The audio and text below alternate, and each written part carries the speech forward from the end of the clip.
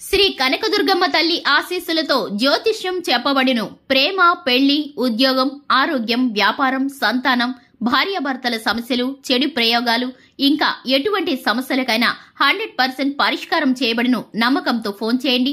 100% ఖచ్చితమైన పరిష్కారం దొరుకుతుంది. గురూజీ గోవిందరాజులు. Phone number 7337226830. శాస్త్రం ప్రకారం 2025వ సంవత్సరం జనవరి 30 గురువారం కుంభరాశి వారు ఎటువంటి శుభ అశుభ ఫలితాలను పొందుకోబోతున్నారో తెలుసుకోవాలంటే ఈ వీడియోని స్కిప్ చేయకుండా పూర్తిగా చూడండి. అలాగే తప్పకుండా మా ఛానల్ని సబ్స్క్రైబ్ చేసుకోండి. పక్కనే ఉన్న గంట సింబల్ని యాక్టివేట్ చేసుకోండి.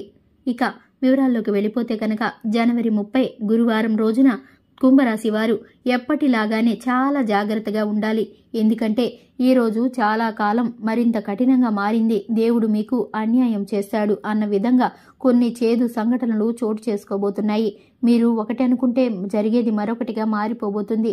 ఏది జరిగినా మీ మనసుకు విరుద్ధంగా జరుగుతుంది. అలాగే పక్కవాళ్లు కూడా మిమ్మల్ని పట్టించుకోరు. మీ సహాయ సహకారాలను అందరూ మర్చిపోతారు. అంతేకాదు మంచికి పోయి చెడ్డవారయ్యే అవకాశాలు, పరిస్థితులు ఎక్కువగా ఉన్నాయి. అందుకే ఈ రోజున ఎవ్వరికీ హెల్ప్ చేయకండి. ముఖ్యంగా బంధువుల జోలికి వెళ్ళకండి. మిమ్మల్ని హేళన చేసి చూస్తారు. ఎందుకంటే పరిస్థితులు మీకు ప్రతికూలంగా ఉన్నాయి. మీ వరకు మీరు ఉండండి. ఎటువంటి వ్యవహారాల్లోనూ తలదూర్చి ఇబ్బందులు పడవద్దు. స్పష్టంగా చెప్పాలంటే మీ మనసు చెప్పినట్లు ఈ రోజు వినకండి. మీ మంచి మనసుతో ఏ పని చేసినా అది మీకే ఇబ్బంది కలిగిస్తుంది. ఎందుకంటే పక్క వాళ్ల జోలికి వెళ్ళకపోవడమే మీకు మంచిది. నిమ్మకు నీరెత్తినట్లుగా ఉండాలి. అప్పుడే ఎంతో ప్రశాంతంగా ఉండగలుగుతారు. ఈ రోజు ఈ రాశి వారు సైలెంట్ గా ఉండకపోతే కనుక చిన్న చిన్న నష్టాలు కాకుండా పెద్ద పెద్ద నష్టాల బారిన పడే అవకాశం కనిపిస్తుంది. మాటకి మాట సమాధానం చెప్పకపోవడం మంచిది. గొడవలకు దిగకపోవడం మంచిది.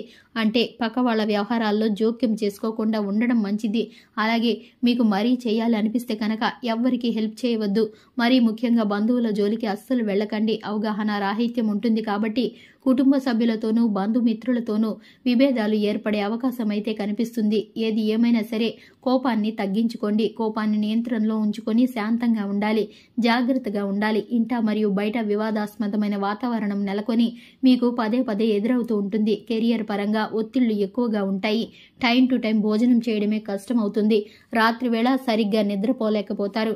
మనశ్శాంతి లేక ఒత్తిడికి గురవుతూ ఉంటారు. అలాగే ఈ రాశి వారు చిలుకాకు పచ్చ రంగు దుస్తులను ధరించకండి.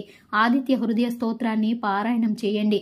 ఇక ఈ రాశి వారు ఈ రోజు ఉన్నటువంటి తిథి, నక్షత్రం, అలాగే కాలాలను బట్టి వీరికి ఉన్న పరిస్థితులు ప్రతికూలంగా ఉన్నాయి కాబట్టి దీనికి సంబంధించి మీరు అనుకూలంగా మార్చుకోవటానికి శివారాధన తప్పనిసరిగా చేయండి. అలాగే శివారాధనతో పాటు మీ దినచర్యని ప్రారంభించే ముందు ఓం నమ శివాయ అనే పంచాక్షరి మంత్రాన్ని 108 సార్లు జపం చేయండి. ఇలా చేసి మీ దినచర్యను ప్రారంభం చేస్తే కనుక అంతా శుభమే కలుగుతుంది. ఇక ఈ రోజు నుంచి కనుక మీరు దీనిని అలవాటుగా మార్చుకుంటే మీ జీవితంలో జరగబోయే ప్రతి విధమైన ప్రతికూలతలు కూడా అనుకూలంగా మారి మీకు రావలసిన ఫలితాలైతే సత్ఫలితాలను కలుగుతాయి. అలాగే శుభతిథి ఉన్న మంగళవారం రోజున హనుమంతుడికి పొడవాటి వస్త్రాన్ని సమర్పించడం ద్వారా మీరైతే దానికి సంబంధించి ఫలితాలను పొందుకుంటారు. అలాగే అనుకూలమైన వాతావరణం మీ చుట్టూ మారుతుంది. అలాగే ఏ విధమైన ఆలోచనలు, ఒత్తిళ్లు, భయాందోళనలు మనసులో పెట్టుకోకుండా నిర్మలమైన మనస్సుతో కనుక మీరు లక్ష్మీదేవి దగ్గర ధూపదీప నైవేద్యాలతో గనక ఆరాధన చేస్తే కనుక ఆర్థిక పరమైన సమస్యలు అన్నీ కూడా తొలగిపోతాయి. ప్రతి విధమైన అనుకూలత అనేది మీకు సిద్ధిస్తుంది. పనుల్లో విజయాన్ని చేకూరుస్తుంది.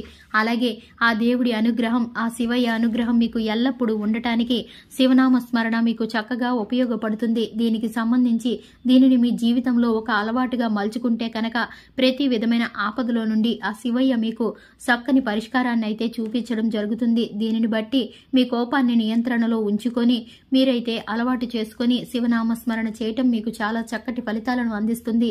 మీకు వీలైనంతలో దాన ధర్మాలను చేయండి. అలాగే మీరు అపారమైన పుణ్యఫలాన్ని పొందుకోవడానికి ఇది కూడా మీకు చక్కగా ఉపయోగపడుతుంది.